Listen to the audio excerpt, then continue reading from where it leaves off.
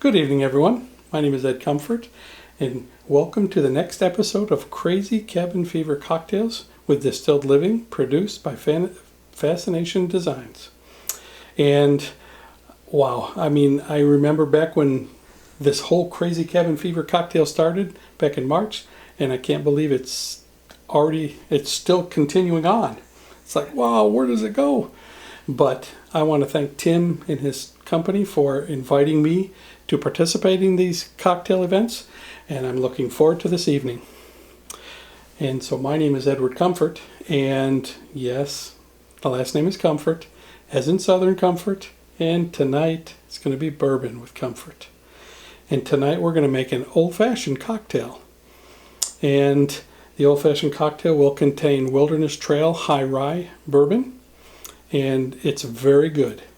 You will enjoy it. And a little history on the Old Fashioned. Back in the early 1800s, it started as a whiskey cocktail.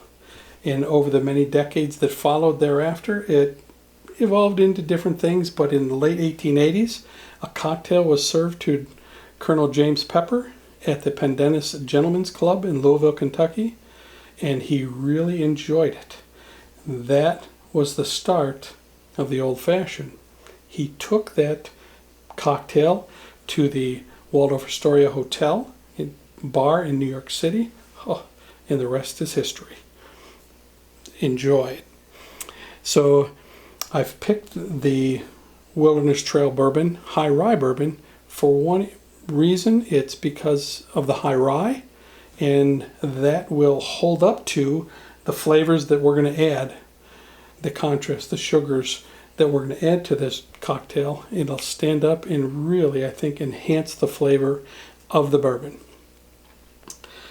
So first thing we're going to start out with is adding some ice to our rock glass, and we're going to do everything in the rock glass to keep it simple. Once we've added the ice, we're going to add the bitters, and the first is the Angostura bitters. It's one of the most popular bitters, and it's got a history like nothing else for me. In the Angostura bitters, when I was researching, it was used initially as a stomach ailment for the Venezuelan army. And I was like, oh great, and I'm going to put this in my cocktail. But it's really good. You'll enjoy it.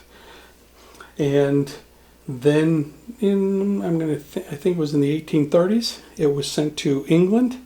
They mixed it with gin and then introduced the pink gin. And again, the rest is history for that part. But then it grew and was exported around the world, and hence this is where it is today. And there's only made in one place, in Trinidad and Tobago, for all the world. So we'll add 3 dashes of the bitters. And the one thing that we're going to do with the contrast, when you think about this, we're going to add complexity, flavor layers as we build this cocktail. And for me, one of the important things, or the things that I remember when I build complexity or layers of flavor, when I make a chicken salad for my chicken salad sandwiches, I have the chicken, of course, cut up, and then I add red grapes.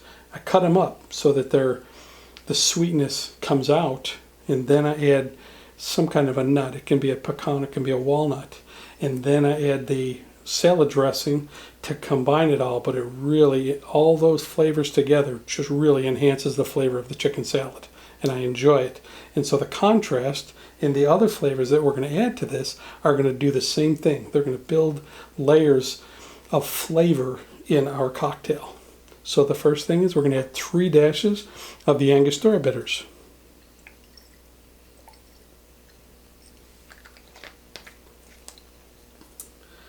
Next, we're going to add 2 dashes of Regan's orange bitters.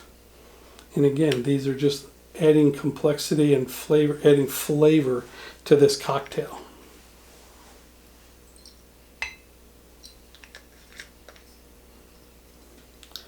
The next component we're going to add is the sugar. And this is a simple syrup that 1 part water and 1 part sugar. And the sugar can be the sugar of your choice. Two of the better sugars are going to be the Demerara sugar and the turbinado sugar. They're both raw sugars for the most part because they're processed somewhat in order to get into the market so that humans can consume them. And we're going to add a 1/4 ounce of the simple syrup.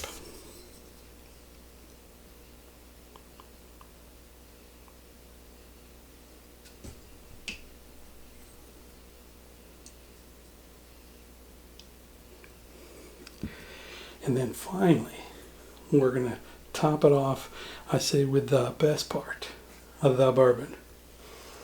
And we're going to add 2 1/4 ounces.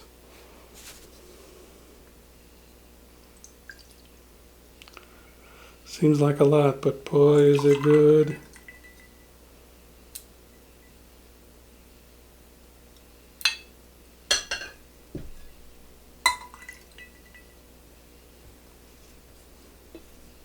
Seal it up so I don't spill it. And once we've got all these, what we'll do is we'll do a quick stir.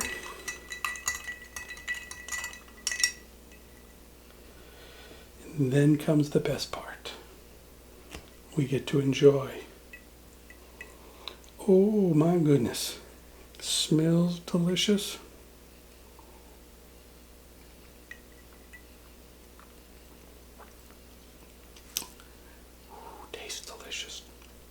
I taste the bitters, I taste the sugar, but I taste the bourbon, and it's just quite a depth, a profile, a very good cocktail. Cheers. Forgot one thing. I have made the garnish. The garnish is a 1/2 moon of an orange slice, and a little story to go along with that 1/2 moon is where I came from in New York. A 1/2 moon is a cookie. White frosting on one side, dark frosting on the other. So when I heard this was a 1/2 moon orange slice, I'm like, doesn't look like the 1/2 moon I remember. But then you take a really good cocktail cherry and you have a stir stick and you pierce it through one end and through the cherry and then through the other side of the orange slice, and then you put it into the cocktail. And this is the final touch for the old-fashioned. Cheers. And as always, you'll find the recipe online later. And join us again next Wednesday at 9 p.m. Eastern Standard Time for another Crazy Cabin Fever cocktail. Good night, everybody.